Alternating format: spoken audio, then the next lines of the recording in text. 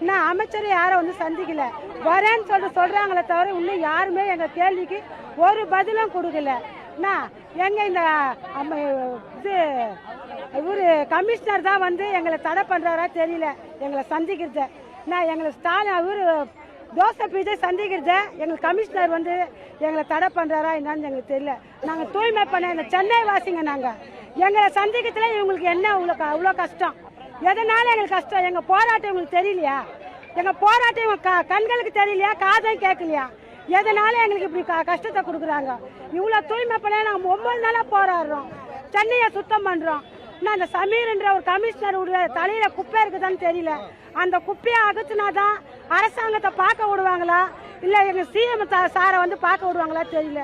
எங்களுக்கு வந்து ஒரு முடிவு தெரிய வைக்கும். எங்க போராட்டம் தொடரும். இந்த போராட்டம் நாங்க கைவிட மாட்டோம். எங்களை பார்த்து எங்களுக்கு வந்து சிஎம் சார் எங்களுக்கு பதில் சொல்லணும். ஒரு நிவாரணம் தரன்ட்டு எதுவுமே பேசல. அவங்க வந்து எங்க தொழிலாளியே இல்லைன்றாங்க. 20 வருஷம் வேலை செஞ்சவங்க, 20 வருஷமும் எங்க கூடயே வேலை செஞ்சவங்க இப்ப வந்து அவங்க இறந்துட்டாங்க. 1 ரூபாய் கூட கொடுக்க முடியாது. அவங்க வந்து எங்க தொழிலாளியே கிடையாதுன்றாங்க. அப்ப 20 வருஷம் இங்க தானே கஷ்டப்பட்டாங்க. சென்னை மாநகராட்சியில தானே கஷ்டப்பட்டாங்க. இந்த நாட்டையும் ஊரையும் சுத்தம் பண்ணவங்க. நாங்க காலைல 4 மணிக்கு எழுஞ்சிக்கிறோம், 6 மணிக்கு வேலைக்கு போறோம்.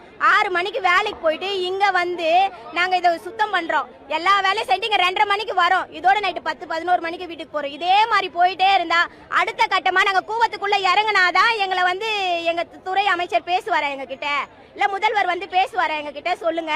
கூவத்துல இறங்கவும் ரெடியா தான் இருக்கோம் நாங்க. இல்ல அப்படிலாம் இறங்கினா மட்டும்தான் நீங்க வந்து எங்களை சந்திப்பீங்க அப்படின்னு சொன்னாலும் நாங்க அரை வழியில போராடிட்டு இருக்கோம். அரை வழியில போராட்டி இருக்கும் போது எங்களை கூப்பிட்டு பேசுங்க, எங்க சங்கத்தை சந்திங்க, எங்க தொழிலாளிகளுக்கு எதனா நிவாரணம் கொடுங்க. அதை பத்தி காதுலயே வாங்க மாட்டேன்றீங்க. அவங்க எங்க தொழிலாளியே இல்லைன்றீங்க. அவங்க குடும்பம் எல்லாம் ரொம்ப பாதிக்கப்பட்டிருக்கு. அவங்க அன்னைக்கு வேலைக்கு போனாதான் அவங்களுக்கு சாப்பாடு. அந்த மாதிரி இருக்கிறவங்க அவங்க இப்ப இறந்து இன்னையோட 1 மாசம் ஆக போகுது. அப்படி இருந்தா அவங்களுக்கு இன்ன வரைக்கும் எதுவுமே செய்யாம இருக்கிறாங்க. இதுக்கு எதனா ஒரு முடிவு கட்டணும். இந்த ஆணையர் தான் வந்து எங்களை சந்திக்க விடாத பண்றாரா என்னன்னு தெரியல எங்களுக்கு.